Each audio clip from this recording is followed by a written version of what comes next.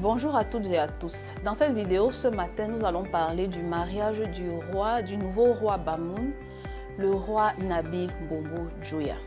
C'est vrai que je vais parler de lui, mais en même temps, ce que je vais dire, c'est une forme d'interpellation, tant pour lui, le roi, que pour les autorités camerounaises, le ministre de la promotion de la femme et de la famille et toutes les autorités qui sont concernées par la promotion de la femme et de la famille, la protection de l'enfance, les droits de l'homme. Qu'est-ce que ce mariage? Pourquoi je m'intéresse à ce mariage? En fait, en fin d'année 2021, précisément le 27 septembre 2021, le grand roi Bongo Djoya nous quittait. Il passait de vie à trépas, paix à son âme. Je rappelle ici que je ne suis pas Bamoun. Je rappelle également que je ne suis même pas mariée à un Bamoun.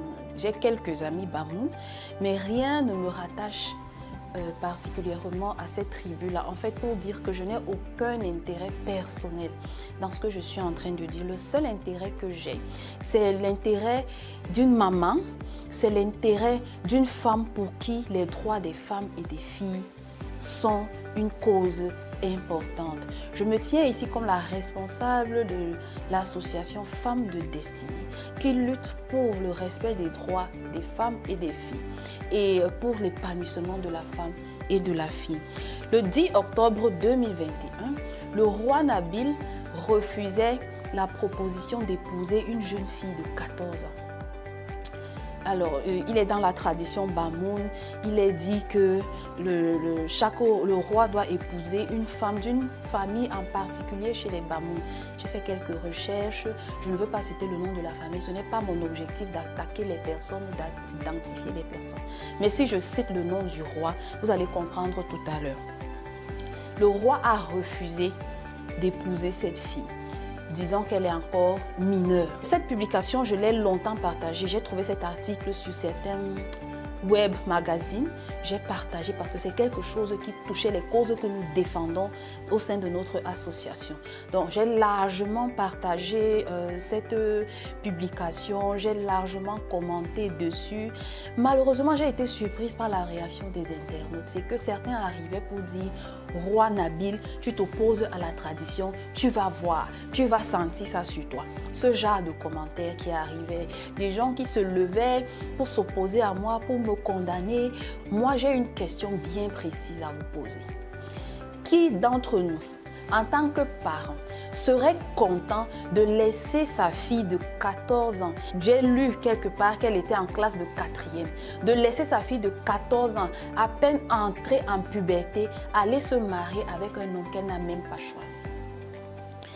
Je rappelle que le mariage est une union contractée avec le consentement des deux parties.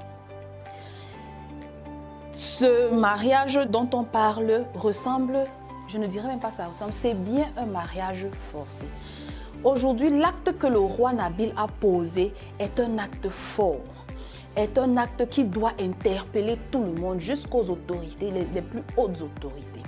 Je vais remercier le roi Nabil, dire merci au roi Nabil et lui demander de continuer dans sa communauté à combattre ce fléau qui détruit non seulement les vies, qui traumatise les jeunes filles, qui traumatise les mamans, qui traumatise les familles. Posons les bases pour des familles saines.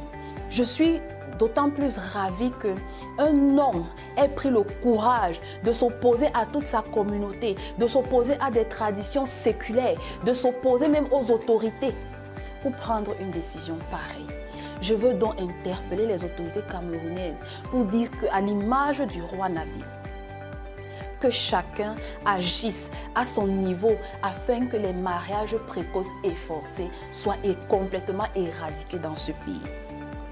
Je vais lire certains articles qui interdisent le mariage précoce. En juillet 2016, le nouveau code pénal, en vertu de l'article 356, rend le mariage forcé passible de 5 à 10 ans de prison et d'une amende de 25 000 à 1 million de francs CFA, dont 50 à 20 000 $ environ. Rappelons que Jusqu'en juillet 2016, l'âge légal du mariage au Cameroun était de 15 ans pour les filles et de 18 ans pour les garçons. Je vais d'abord faire une pause là pour vous demander quelle est d'abord cette injustice entre filles et garçons. Pourquoi est-ce que les garçons doivent être à 18 ans et les filles à 15 ans? Dans quel but? Quelle est la logique derrière cela? Si les garçons sont à 18 ans, comme mettre les filles à 18 ans?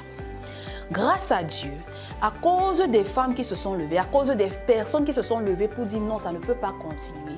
Grâce à Dieu, dès 2016, une nouvelle loi est entrée en vigueur interdisant aux garçons et aux filles de se marier avant l'âge de 18 ans.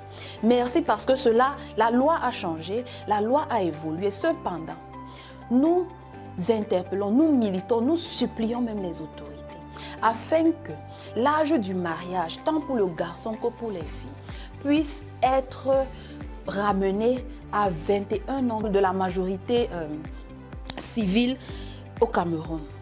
On sait que la majorité civile au Cameroun, c'est 21 ans. Même si la majorité pénale, c'est 18 ans. La majorité civile, c'est 21 ans. Nous prions.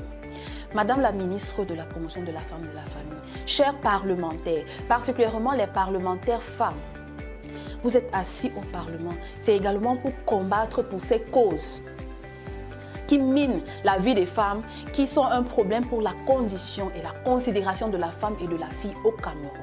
Nous militons afin que l'âge légal du mariage soit ramené à 21 ans, qui est la majorité civile au Cameroun.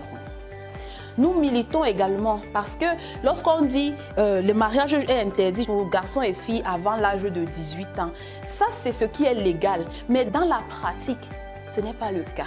Dans beaucoup de cultures camerounaises, dans beaucoup de communautés camerounaises, ces mariages forcés et précoces continuent à exister plutôt dans les communautés religieuses et les communautés traditionnelles. Donc les mariages religieux, les mariages traditionnels.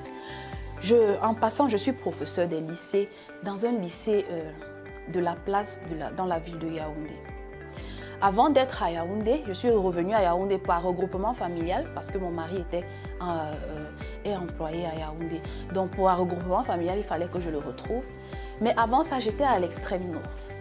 Et je me souviens qu'à l'extrême nord, très souvent vers le 2e trimestre, lorsque vous faites l'appel, c'est pendant que vous faites l'appel que vous remarquez des absences de jeunes filles entre 12 et 15 ans.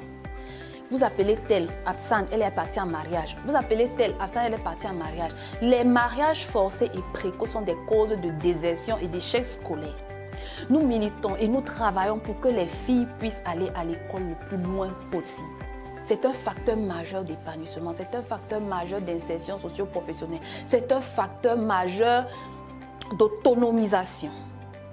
Une femme qui connaît ses droits est une femme épanouie. Une femme qui est bien éduquée est une femme qui transmettra cette bonne éducation à ses enfants.